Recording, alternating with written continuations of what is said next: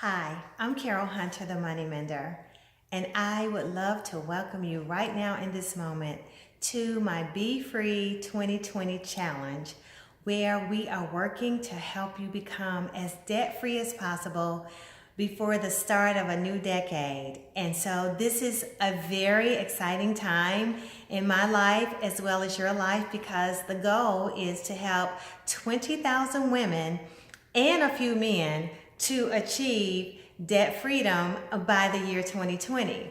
And so this is going to be a great journey. You're off to a great start. And so I'm so excited for the opportunity to help you mend your money and eliminate debt in the process. And this is super important because, listen, I've got to start this challenge by giving you a money challenge. And so in this first training, we are going to deal with your money reality check. And why is that so important?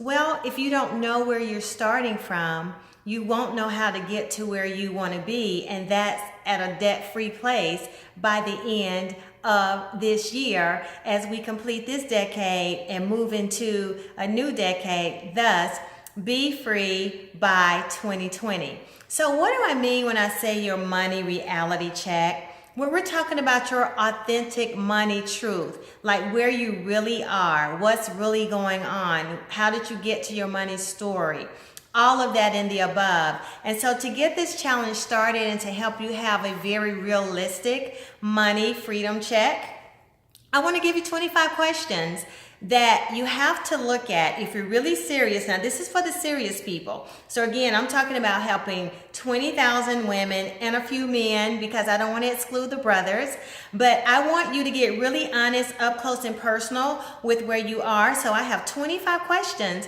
that we are going to deal with as it relates to your money reality check. So come on, let's get started. So the very first question that I have to ask you is this.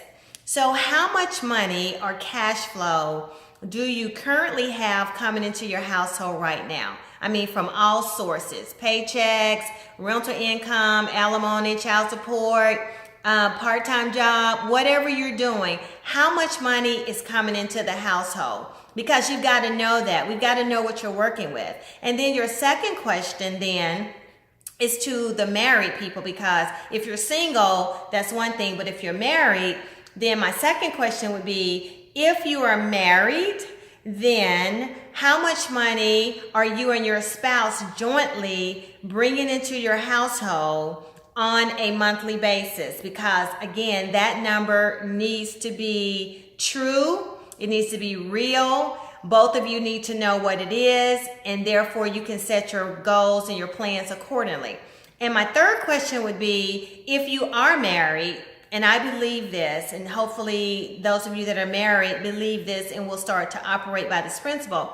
If you are married, do you and your spouse currently have a joint account that has been set up to handle your household expenses? I'm talking about mortgages, rents, car payments, groceries, utilities, gas for the car, maintenance for the car, child care expenses, hair appointments, nail appointments, all of those things that you pay on a regular basis, security systems, cable TV, health insurance, co-pays, if you are responsible for caring for an aging parent. All of those things are expenses. So anything, your pet, anything, your trash pickup service, if you live in an area where you have to pay for trash, listen, all of these things need to be flowing through a joint account. Both persons need access, and you need to establish the rules of engagement so that you can make sure that that account is not overdrawn. And so once that account is funded, then it's perfectly okay for you to have your she money or your he money, because if you want to go to the spa, or if you'd like to take in a football game or whatever, I don't feel like you should have to ask permission to do those things. I believe there should be money set aside that allow you to have some discretionary spending when you want to do it. And so again, you set up those rules of engagement in your household and you work accordingly. Okay, the fourth question that I would ask you is, how many people living in your house currently generating income? We're living in a time where we have multiple generations living in houses together. And so, again, there needs to be some rules established about the finances. You know, if there's only one kitchen, how are we going to do the food? You know, do we have multiple refrigerators? Do we have an account that we all contribute to make sure that all the household expenses are covered?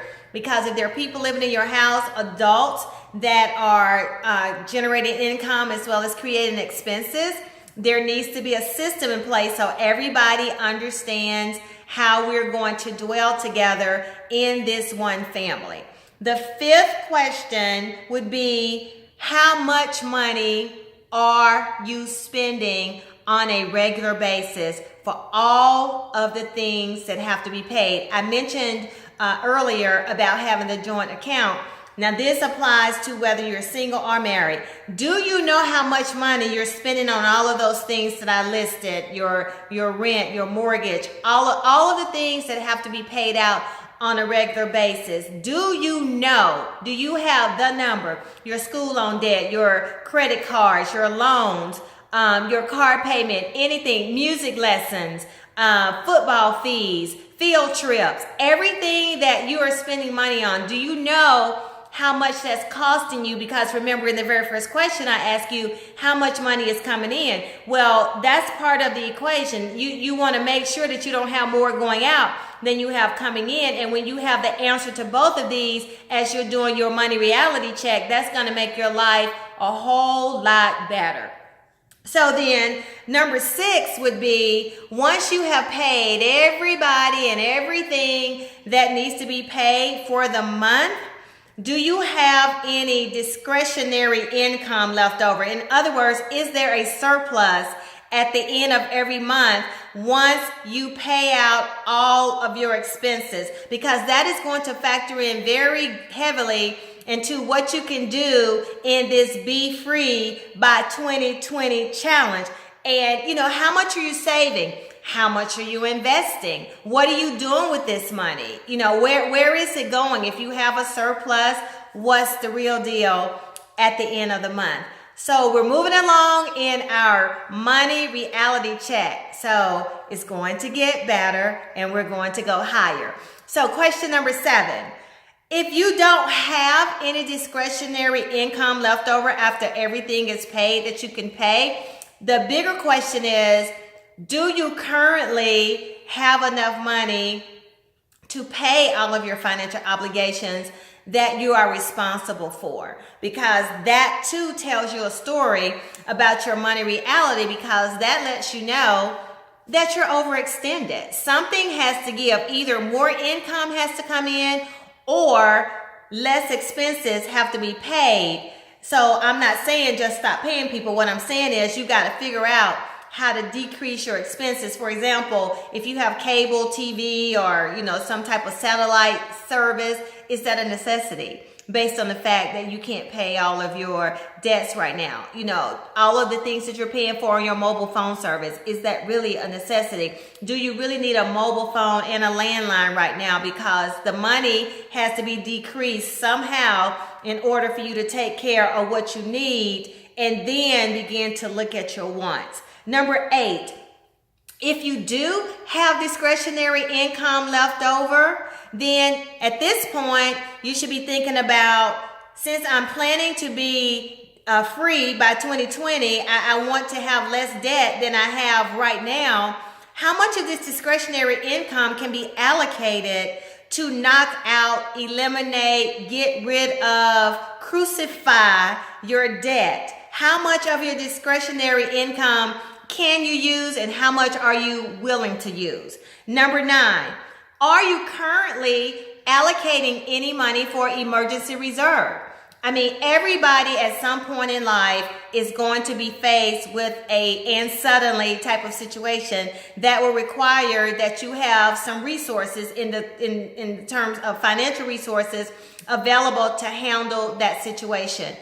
Are you currently positioning yourself for emergency reserve savings. You know, it is recommended that we have at least 6 months worth of savings available for emergencies. So let's say, for example, if your monthly expenses are $2,000 and you want to have 6 months worth of expenses, we're talking about putting a plan in place to save $12,000 over a period of time. For a lot of people, that's not easy to do. That's going to take a minute for you to save 12 grand. So what do you have? Do you currently have anything? Because I believe, and I always say this, having something is better than having nothing at all. So in your money reality check at this point, do you have an emergency reserve savings? If not, how are you going to put that in place and still be free by 2020? Okay, number 10, do you have at least $1,000 in a savings account, period? You know, if you've not been a person that has made saving money a habit, starting with something like $1,000 as a goal is a great place to start. So in addition to being Be Free by 2020, you may want to also add to your challenge, also save $1,000 by 2020. Can you feel your pressure rising? Can you feel the excitement in the atmosphere as you're doing your money reality check? You actually see that your life is going to a higher level and your money freedom is going to be a reality for you because you have a trusted guide like myself to help you set up a stable foundation for your finances now and into the future and for the rest of your life. Okay, so number 11, are you contributing to your retirement wealth? At some point, you want to stop working in the system. You don't want to work the rest of your life forever. You want to stop working at some point. So are you contributing to your retirement wealth? For example, if you work for a company right now and they offer you a 401k or a 403b or some type of retirement plan, are you putting in the maximum match? In other words, if your company says for every dollar you put in, we will match it up to 5%, are you putting in that maximum amount that they'll match? Because if you're not, you're leaving free money on the table. Now, in addition to the 401k, 403b, because we know those fluctuate with the markets, you know, what other type of annuities or mutual funds or stocks or whatever you choose to invest in, real estate, what else are you doing to secure your financial future for your retirement years? Because the Social Security system in the United States of America, for example, is a system of poverty because the average check is right under $1,400 a year for retirement money. That's poverty level income. Now, if you live in another country, there may be a system set up where they do something totally different, but in the United States of America, a percentage of the monies that you earn when you are working are going into this fund that will supposedly pay you a percentage of money on a regular basis based on the number of years you work, based on what your income was. But again, different countries have totally different economies set up for retirement wealth. So number 12, that brings me to your insurances. Again, in the United States of America, we have to pay for all of our insurances. We don't get free insurances unless we are in a income class where certain things are paid for us by the government. But for the working class, you have to pay for your medical insurance, your dental insurance, your life insurance, your long-term care, your critical care. And I know, again, from a United States perspective, especially when you start to get around that middle age, you need to start seriously thinking about critical care insurance and long-term care insurance if you have not already, because the older you are, the more expensive it is. You know, most dental plans in the United States of America are going to pay $1,000 to $2,000 depending on the plan for coverage of things that you need, like annual cleanings and a percentage of root canals or fillings. Well, for me, you know, I'm at that age where, you know, your teeth are doing different things. So a root canal, for example, in the United States is going to cost you anywhere between $3,000 and $3,500 once you have the root canal and then the crown put on. Well, if my dental plan will only pay a maximum of $1,000, and then on top of that, I get my teeth cleaned 3 or 4 times a year. I personally don't pay for dental insurance because to pay a premium of about $50 a month, which is $600 a year, and I'm only going to get $1,000 benefit, that doesn't make sense to me. That math doesn't add up for me. So I'm one of those people that I have my own fund set up to handle things like that because I'm not going to just waste my money on insurances like that. So that brings me to number 13. So let's talk about the current state of your automobile. You know, if you're in a position where you know your car is starting to be sick and it's needing a lot of repairs and a lot of work, and you know the life of that car is coming to the end and it's going to go to car heaven, meaning it's going to die, where are you in terms of being ready for another vehicle? And so when you do your money reality check, you have to decide, will I be able to afford a new car comfortably, or will I have to purchase a pre-owned vehicle? I don't use the term used cars because that doesn't sound prosperous. I like the term pre-owned. Somebody else just pre-owned it and took care of it for me before I owned it. So you've got to decide that, you know, what's going to be the advantage for me? Can I handle a payment, or do I need to just save some money so I can just go out and purchase a car and not have a note? This is all part of the money reality to help you reposition yourself by the end of this year so that you are free, not just debt free, but you're free in so many areas financially as it relates to your money. So be free by 2020. Be debt free, be money free by 2020. That sounds really good. I'm excited about that. So number 14, what is your credit score? Now, in the United States of America, again, we have our Equifax, we have our TransUnion, and we have our Experian credit scoring modules.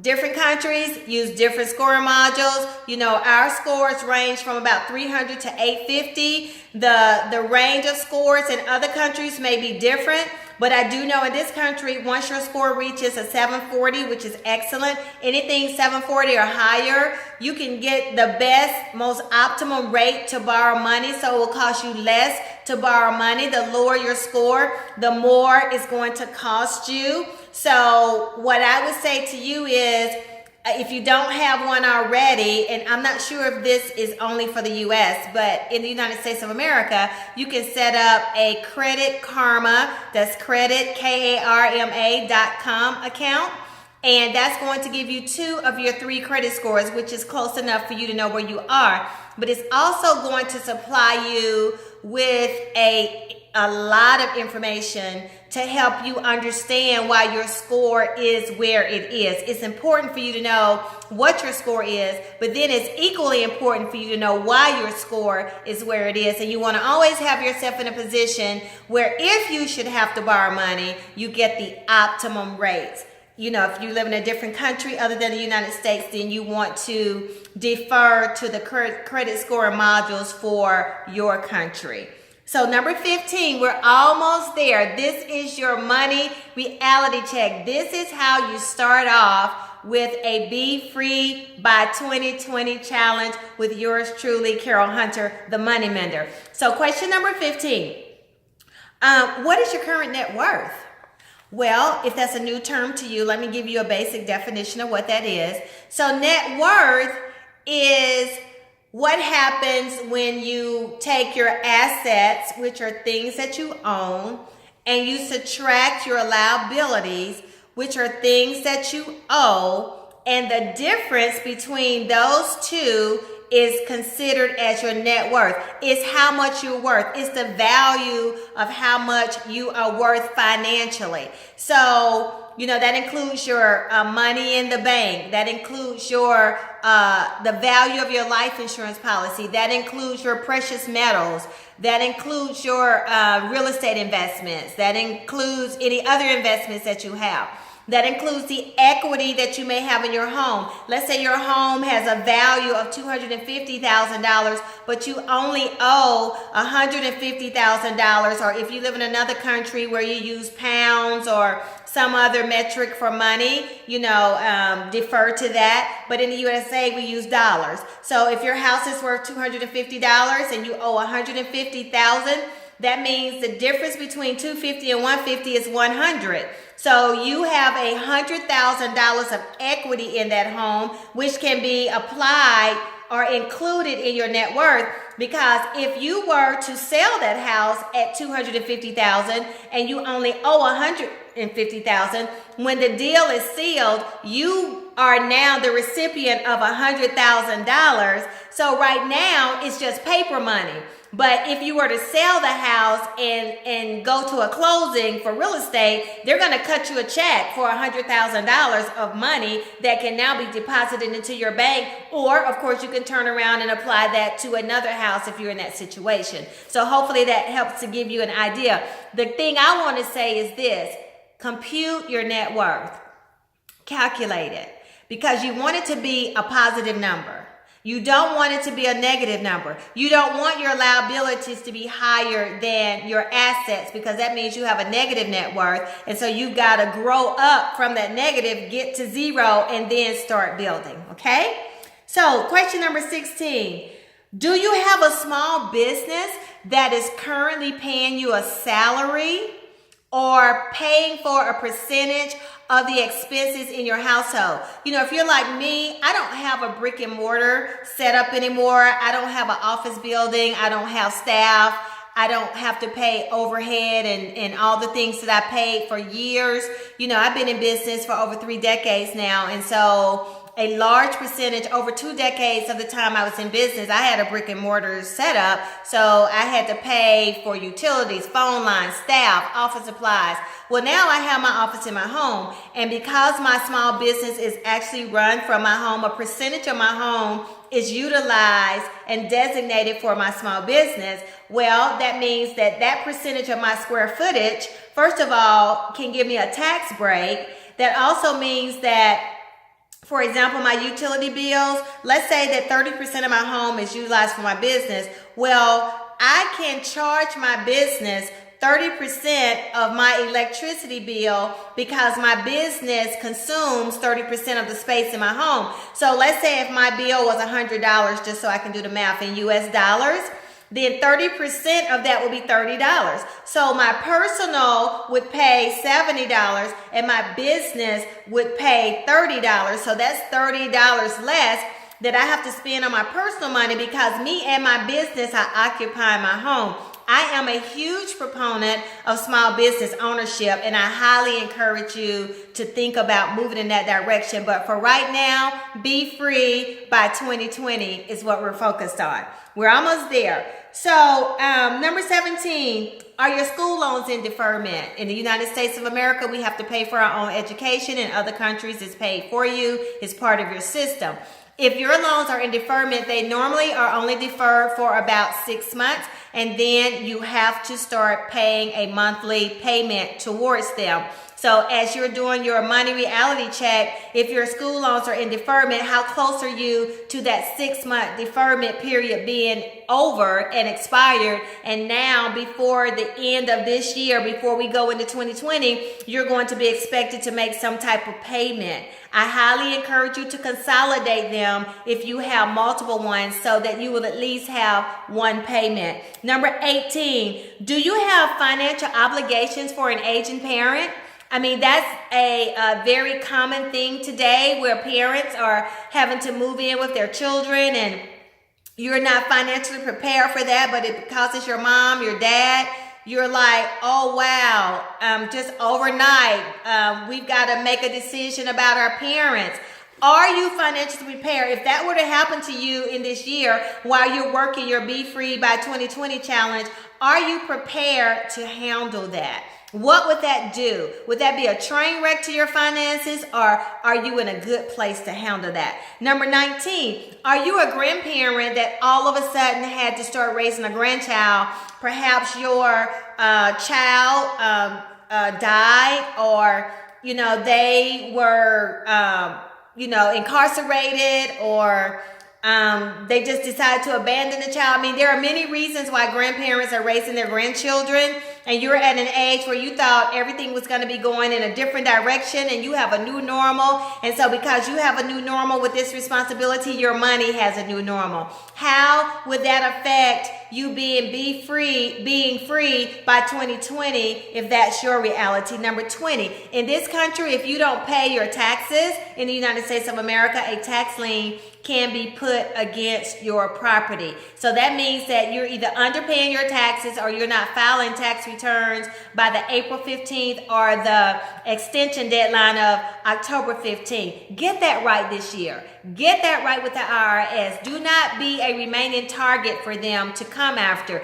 Get it right, move forward, and be free from the IRS by 2020 as well. Number 21, have you filed the bankruptcy? Are you in the process of filing the bankruptcy? In the United States of America, if you file a Chapter 7, that means that you're insolvent and all of your debt is canceled. It stays on your credit report for up to 10 years, makes it very difficult for you to do things from a credit perspective for at least 5 years into your bankruptcy. If you file a Chapter 13, which is known as a federal wage earner plan, that means that for 3 to 5 years you have agreed to pay your creditors a certain amount of money every month. It's automatically deducted from your check. After that period is over, then you are done. But that bankruptcy, again, stays on your credit report for up to 10 years.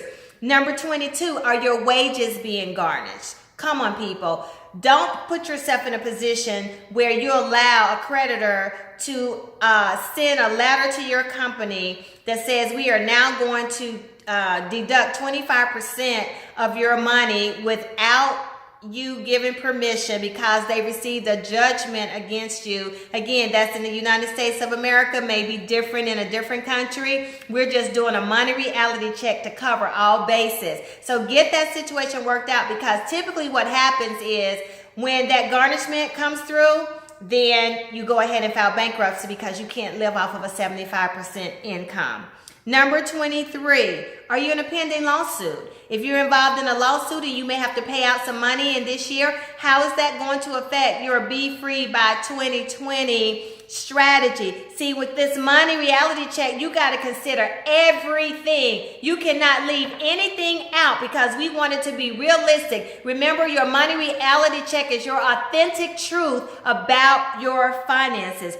Number 24, are you forced to work beyond retirement because your finances are not in the position where you want them to be or need them to be and you're ready to retire? How can you self-correct in this year, be free by 2020, and begin to move yourself into retirement mode? And then finally, question number 25 in this money reality check is, can you admit, if this applies to you, that you haven't been a good steward, a good money manager, and perhaps your finances, your debt, anything affecting your economy is not in the position that you like it to be because of what you contributed in terms of your bad financial behavior? And I just want to say this as I end this money reality check session.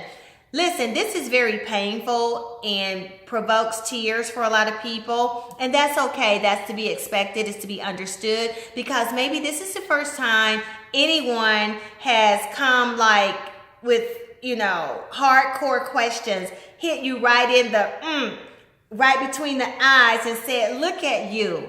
Look at your money. Look at the state of your finances and decide to do something about it. So I'm going to encourage you to set some time aside, complete this Money Freedom Challenge so that you can establish the right foundation as we move forward this year. And I'm super excited. I'm so excited. I'm so happy that you decided to be free by 2020 and allow me to be your guide. So I am Carol Hunter, the Money Mender, and I'm also a financialologist. I'm your financial doctor, and I'm super excited and so looking forward to helping you win with your money. So be free by 2020. Let the challenge begin. I'll see you next time.